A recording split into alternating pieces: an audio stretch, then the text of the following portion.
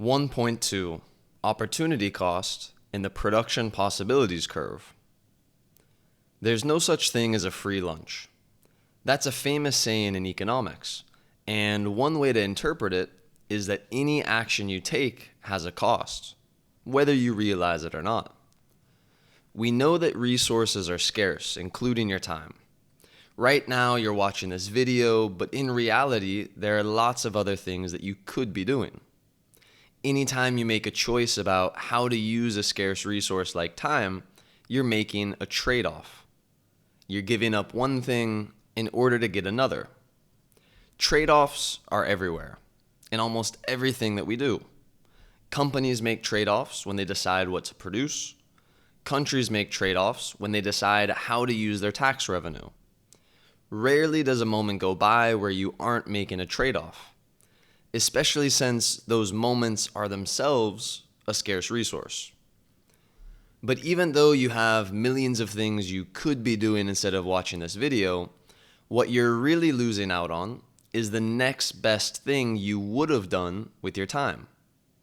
That next best alternative is called opportunity cost, and it's the focus of this video.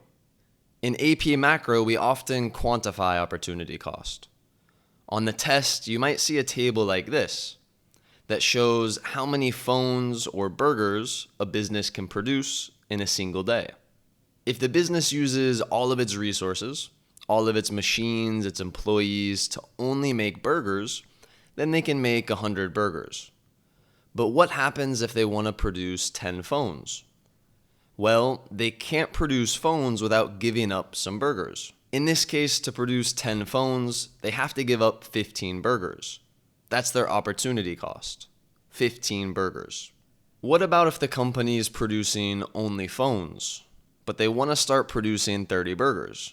What's the opportunity cost of producing those first 30 burgers? 10 phones. And of course, we don't have to start at the ends of the table. Suppose the company is producing at point C, making 60 burgers and 20 phones. If they decide to increase their production of phones from 20 to 30, what's their opportunity cost of that decision? 30 burgers.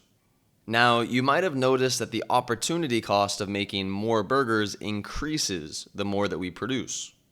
This is called increasing opportunity cost, and it's a big takeaway from this lesson. But why does this happen? Well, it mostly comes down to the types of goods being produced. When two goods are very different from each other, like burgers and phones, the resources used to make them aren't interchangeable. Think about it. The people and the tools used to flip burgers aren't the same ones you'd use to design and build smartphones. Maybe you have one burger flipper who's good with tech, so you send him over to produce phones first. But eventually, you're going to be sending your best burger chefs to cluelessly try and produce phones. You'll get very few phones, and you'll give up lots of burgers. These tables are only one way to visualize trade-offs and opportunity costs, but we can also show this relationship graphically. It's time to learn about your first graph in AP Macro, the Production Possibilities Curve, or PPC. Just like our table, this bowed out PPC shows increasing opportunity costs. Here we have robots and corn, a classic example in economics of two goods that certainly aren't similar. Of course, most companies don't produce robots and corn. Most companies produce similar goods with opportunity costs that are closer to being constant opportunity costs. Let's say a company produces wooden benches and wooden tables. The machines, the labor, the materials used to make both goods are almost identical. So if they shift production from benches to tables, their opportunity cost will remain roughly the same. Now we're almost finished, but there are a few more points to cover. Based on where a company or a country is producing on this PPC, we can determine whether they're being efficient with their resources or inefficient. Anytime a company is producing at a point along the PPC, they're achieving allocative efficiency. This means they're using all of their resources, and it's not possible for them to produce more of one good without giving up some of the other good. But what if it's not using its resources efficiently? What if a company's workers are sleeping on the job, or there's lots of unemployment in a country?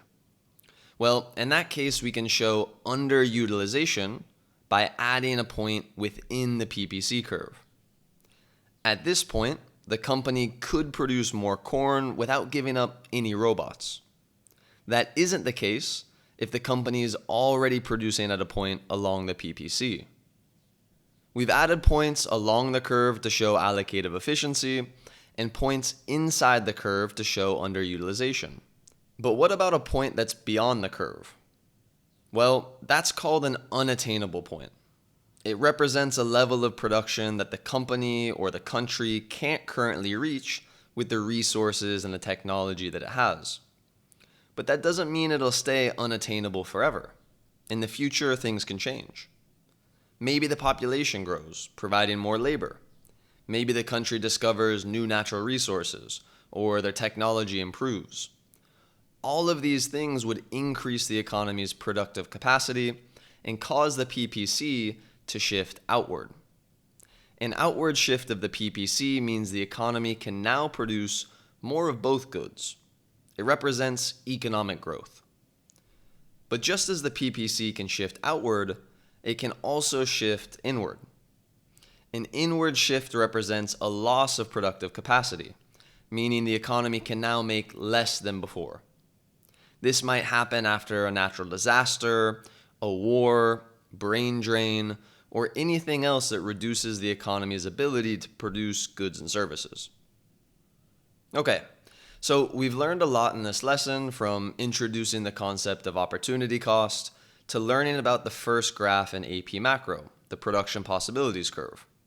Make sure to complete this video's comprehension questions, and I'll see you in the next lesson.